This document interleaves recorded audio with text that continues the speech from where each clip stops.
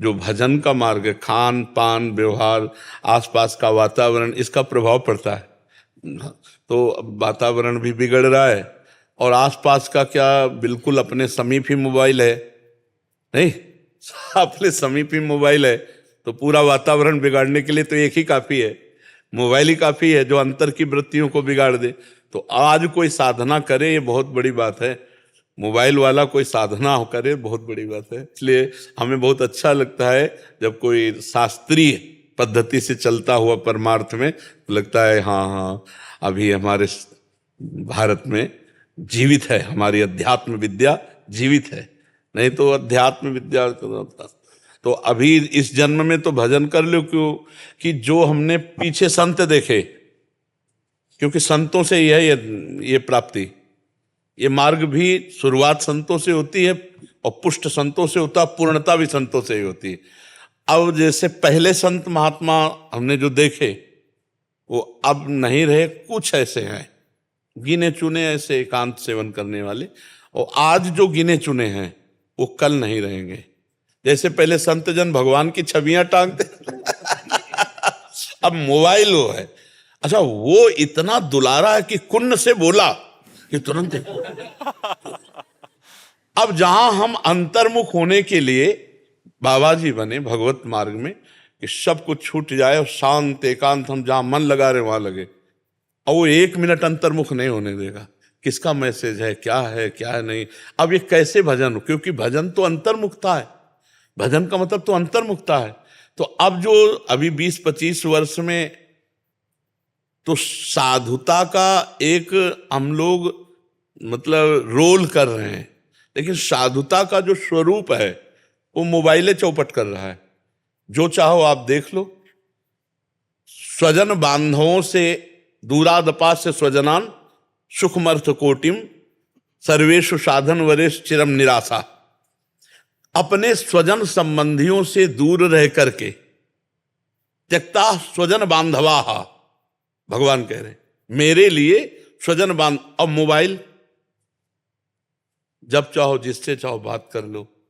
अच्छा, सर्व विषय जो अर्थ के द्वारा प्राप्त होने वाले भोग हैं, जो शरीरों के भोग हैं, सब कुछ आपको मोबाइल में मिलेगा। आप एकांत बंद करके कमरा, चित्तवृत्ति प्रभु में लगाओ या चित्तवृत्ति भोगों में लगा दो। तो प्रभु में लगने के लिए तो मन कहेगा नहीं, मन तो यही कहेगा मोबाइल लगाओ, या तो गेम खेलो, या तो भाई सीरियल देखो, या इधर उधर गंदी बातें देखो। चौपट हो गया साधक। अब वो बाहरी वेशभूषा बनावट रहेगी, वो अंदर से खोखला रहेगा, अंदर से खोखला होगा। जो चिंतन चलेगा वो बहुत गंदा होगा। ये अभी 20-25 वर्ष की बात करो, अब आगे आगे भगवान जाने कैसा। अब देखो, शुद्ध दूध, शुद्ध भोजन, शुद्ध वस्तुएं मिलना बड़ी समस्या आ गई ना, शुद्ध भोजन मिलना समस्या आ गई। कौन आदमी कैसे अपवित्रता से क्या क्या चीजें बेच रहा है। भाई अगर साधु जीवित है तो समाजे में तो जीवित है, खाएगा तो समाजे का अन्न खाएगा ना, कपड़ा तो समाजे के पहनेगा ना। अब अधर्म के द्वारा यदि हमें अन्न दिया जाएगा, अधर्म के द्वारा हमें पोशाक पहनने को मिलेगी, तो हमारी बुद्धि क्या होगी, अधर्ममयी होगी। तो कहाँ से भगवत तत्व का साक्षात्कार। तो अभी इस जन्म में अभी चांस है, अपने लोगों को अभी चांस है।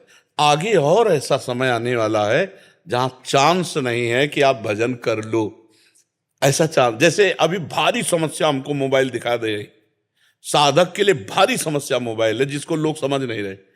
क्योंकि जिस सूक्ष्मता की हम बात कर रहे हैं कि जहां संकल्प ही नहीं उदय होना है, इतना अंतर्मुख होना है, साधना क्या समझी जा रही। साधना का मतलब क्या है, चित्त वृत्ति का पूर्ण रूप से शांत हो जाना।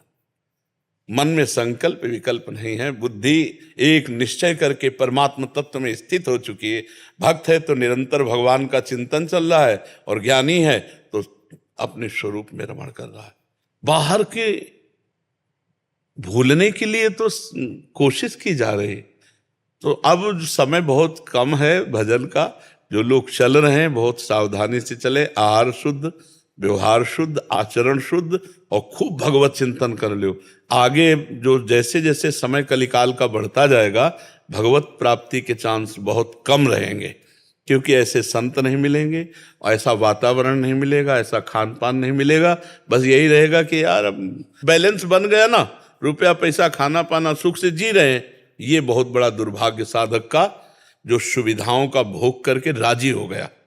कहा इसका हम पे भी आगे असर होगा, मतलब समय के साथ हमारी भक्ति भी छूट जाएगी क्या ऐसे फिर? हाँ, अगर हमको संग ना मिले तो फिर उत्साह रहित तो हम हो ही जाएंगे।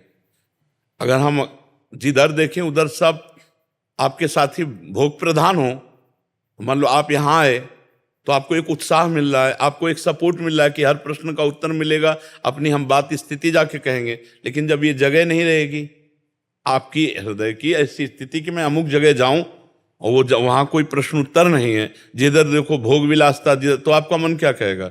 इसीलिए बहुत दृढ़ हो जाए, बहुत दृढ़ हो जाए। जो भजन के लिए एकांत स्थिति चाहिए, वो सबसे ज्यादा घातक मोबाइल है। आज हमारे नौजवानों को भ्रमित करना और संसारिकता को भरना इस मोबाइल में बहुत है, और इस मोबाइल की बड़ी कृपा भी है। अगर अगर अगर सद्गुण न रखते तो कोई लेता ही नहीं पर सद्गुण में स्थित बना रहे, दुर्गुण ना इसका स्वीकार करे, तो वो बहादुर आदमी है। पर साधक से ऐसा नहीं हो पाएगा, क्योंकि लड़ते लड़ते साधक हार जाता है।